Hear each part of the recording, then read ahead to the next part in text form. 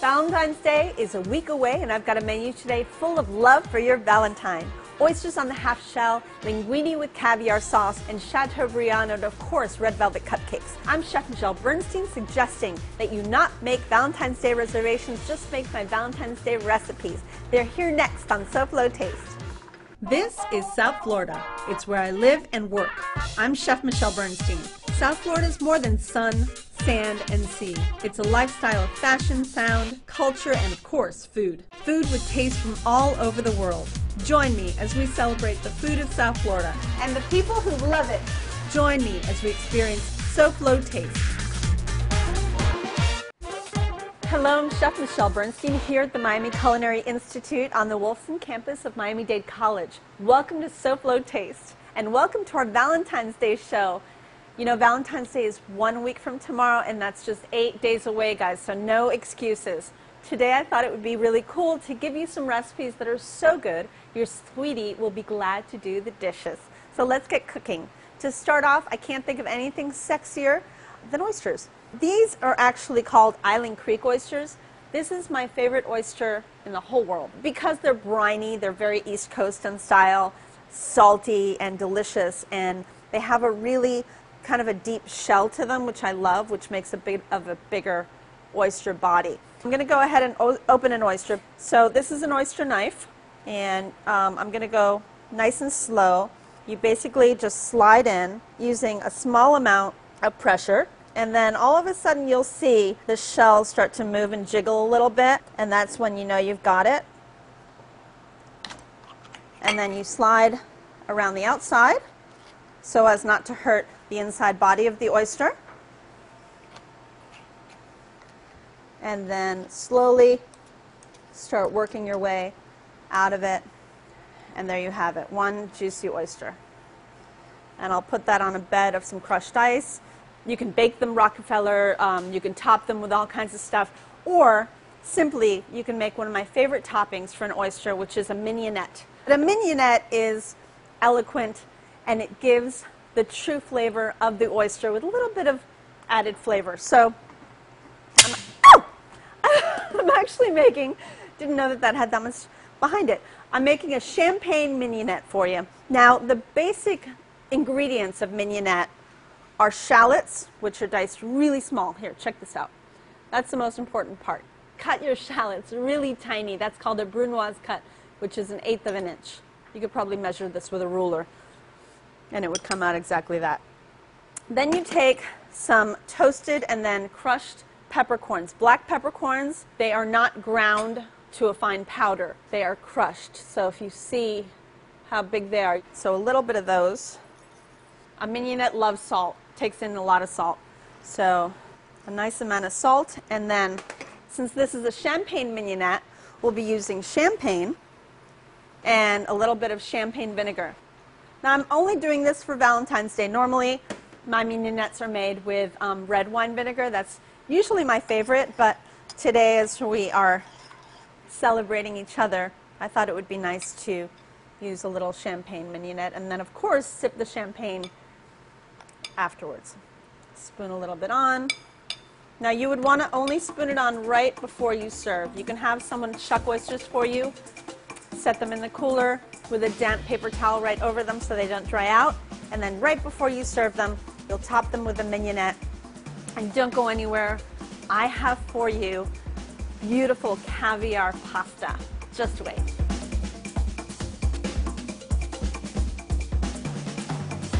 To celebrate your sweetie, here's a pair of champagnes perfect for igniting or rekindling the romance. Laurent Perrier Ultra Brut is a blend of 55% Chardonnay and 45% Pinot Noir made with no dosage. With no sugar added, this cuvée yields the purest expression of champagne. Visually striking, it has a brilliant gold color with aromatic notes ranging from honeysuckle and stone fruit to a fresh sea breeze. On the palate, it is bold and bright with lively acidity to set the tone for your evening. Or here's another from our cellar. This Louis Roederer Brut Premier Champagne Multi-Vintage strikes a perfect balance between youthfulness and maturity, seduction and character. Perfect for St. Valentine. Its structure, texture, richness, and length are distinct. A blend of Pinot Noir, Chardonnay, and Pinot Meunier Brut Premier is matured in oak casks, readying itself to be lovingly served by you on Valentine's Day. SoFlo Taste will return right after this.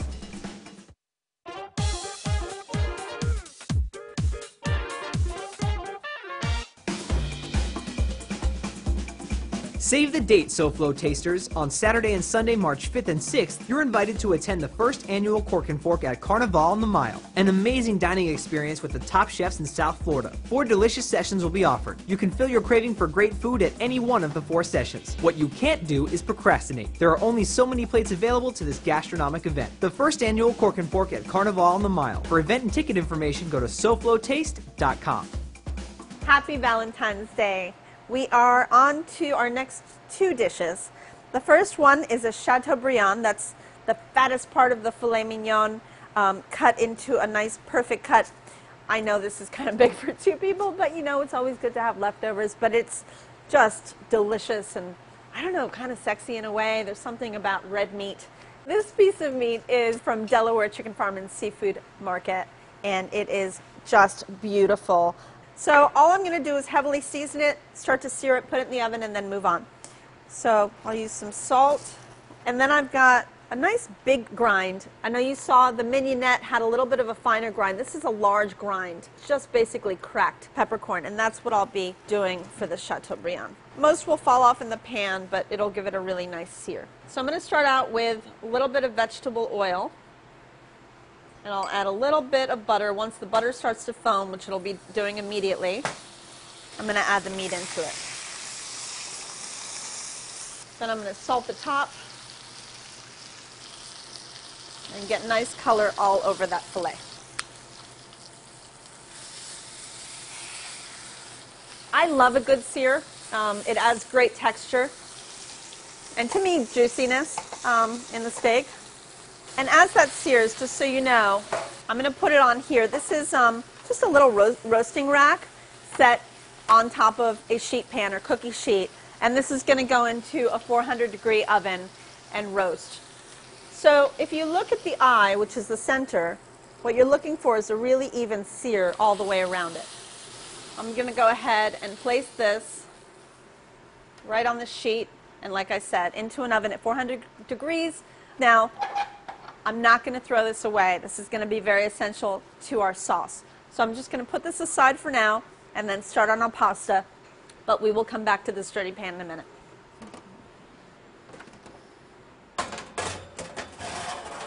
So let's get started on this pasta. I have some very mild cheeses today that I'm going to add to some caviar for the pasta. I have 2 cheeses. This is called Brillat Sèvres.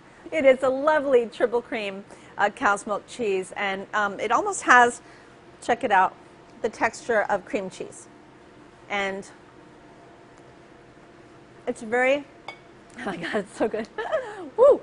It's just really kind of subtle and just wonderful. This is Reggiano Parmesan cheese, and we're just going to grate a little bit onto the pasta. I brought a really good brand of pasta. It's a tagliolini. So it's nice and thin. It's kind of like a linguine, but a little bit more delicate. I've got some tiny, tiny dice of shallot and garlic, and a little chicken stock and cream, and some nice dry white wine. And finally, the caviar. Now, what's great about making this is that you don't have to use, you know, an Osetra caviar. You don't have to use a beluga of caviars. I'm actually using a really great what's called paddlefish. We also like to call it kitchen caviar because it's a little less expensive, but it is delicious, but it's wonderful in the pasta, and it's lovely. So that's what I'm using for this. So let me get started. A little bit of oil and a tiny little bit of butter to get it started. And I don't want to get any color on the shallot. A little bit of the garlic. And to that, I'll add a little bit of the white wine. Do a nice little reduction. Now, the pasta I bought is really thin, and it takes only 4 minutes to cook. So I'm going to go ahead and drop it in now. So I'll add the tagliolini to the pot. Cover that up. Okay, to this reduction, Now that the wine has almost completely reduced, I'll add a little bit of chicken stock. And again, I'm going to reduce that down. You want a little bit of brothiness to this pasta because as I toss and coat the noodles, I really want it to all kind of stick to that pasta and not run out of the sauce. So to this, now that the chicken stock has reduced almost halfway down, I'm going to add both cheeses to it. So that's the Brie Sévérine and a little bit of Parmesan to start, and then I'll toss it a little bit more in a second. And this is obviously going to be used as an emulsifier as well. I'm going to add the tiniest bit of cream, but like literally a tablespoon, and that's it. Let's work the sauce a little bit. So I'm using the Brie Sévérine cheese almost like a butter, and I'm allowing it to emulsify into the sauce. I'm going to bring that down to a bit of a simmer. I'm going to season it with salt and pepper, and then I'm going to add the pasta to it. So I cook this a little bit less because I'm going to finish the cooking process in the sauce. So you see that water that's dripping? Pasta water is an amazing thing. It's starchy and it brings things together. So I added just a few dribbles into my pan. And now the pasta itself. I'm just going to let that come together. So the caviar, remember, is very salty. So you want to make sure you don't add too much salt to this. And that's ready. Take some pasta that is made with so much love and attention. Place it right into your bowl, like so, and then top it or douse it, as I'm about to do, with as much caviar as you'd like. Oof. And there you have it, I don't even know what to call this, my beautiful pasta with caviar for your love, and of course for yourself.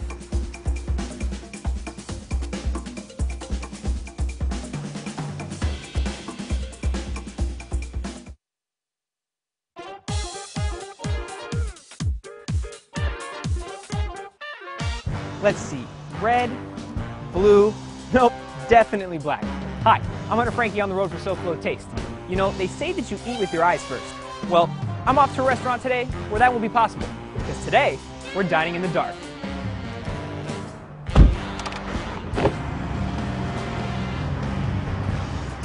So, here we are at Market 17. Hey Hunter, how are you? Hey Aaron, I'm good, how are you? Great, great. Come on inside. Sure.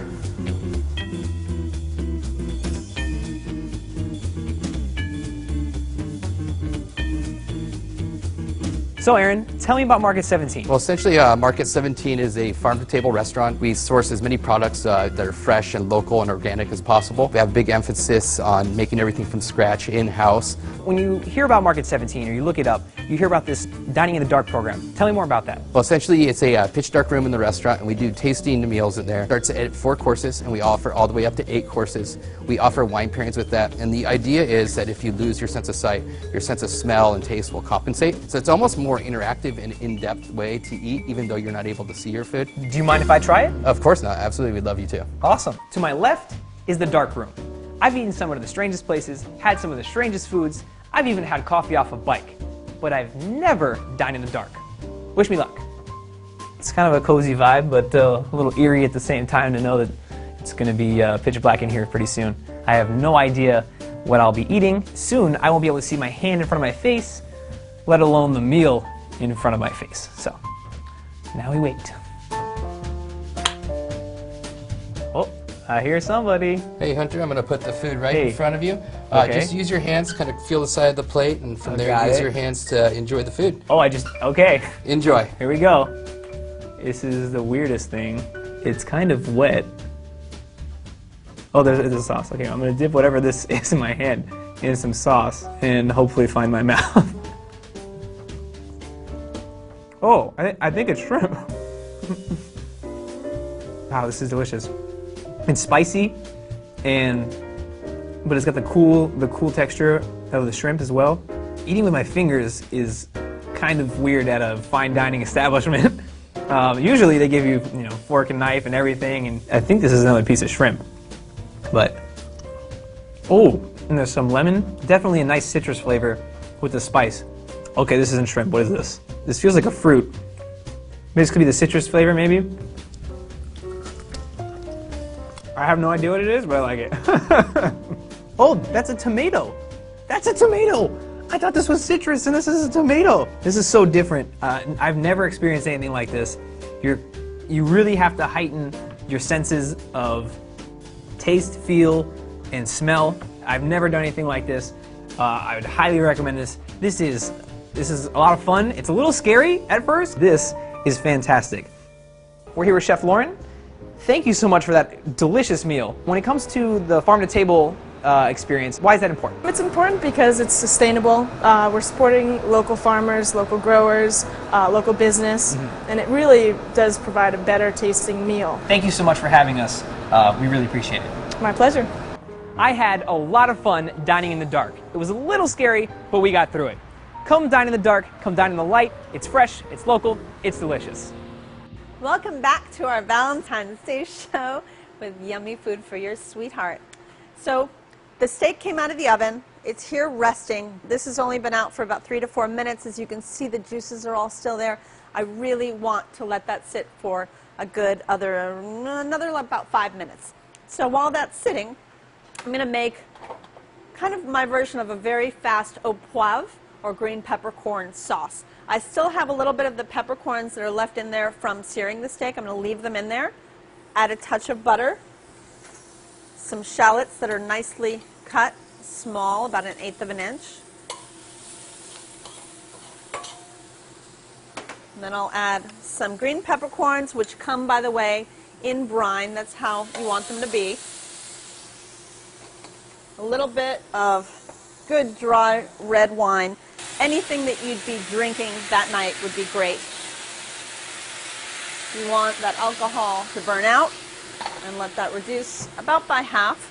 Here I have a little bit of demi-glace, which is veal stock that's been reduced. You can buy it. We make it, obviously, but you can easily buy it. So a nice demi-glace and a little bit of cream. I'm going to go ahead and season that up.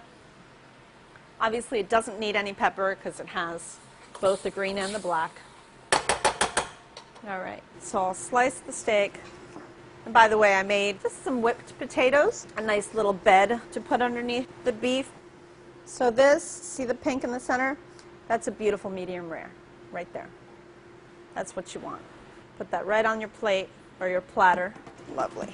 And then take your peppercorn sauce and drizzle right over the top.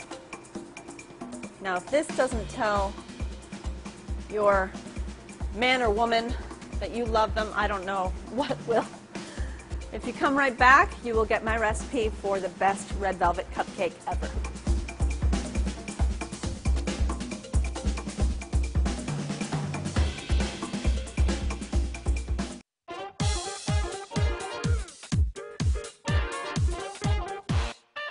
Welcome back to the Valentine's Day show. I know it's a week from tomorrow, but get planning, get shopping, you've got to get ready. Anyway, I hope you like that steak idea. Next is a goodie. So this is my recipe for red velvet. It could be a cake and it could be cupcakes. To get started, you have to cream butter and sugar together.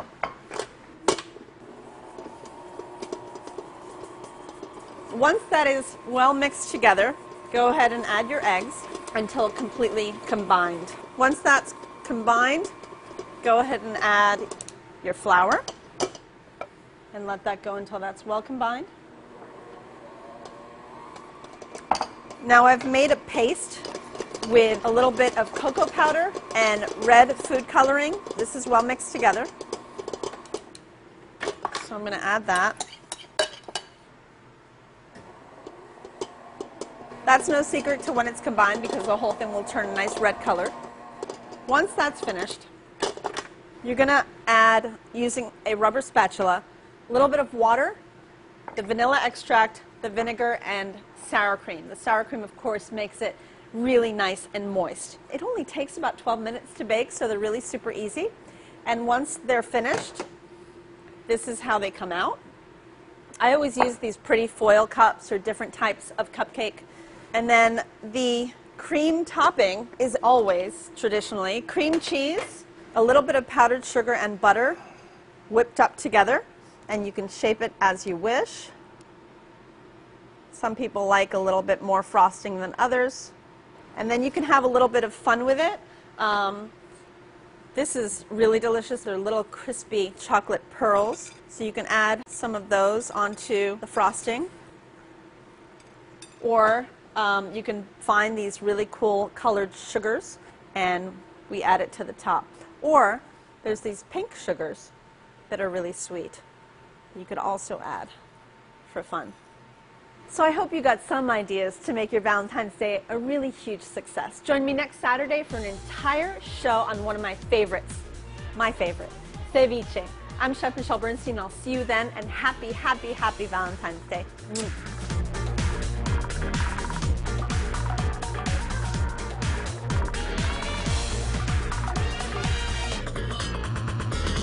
Oh my God, it's so good.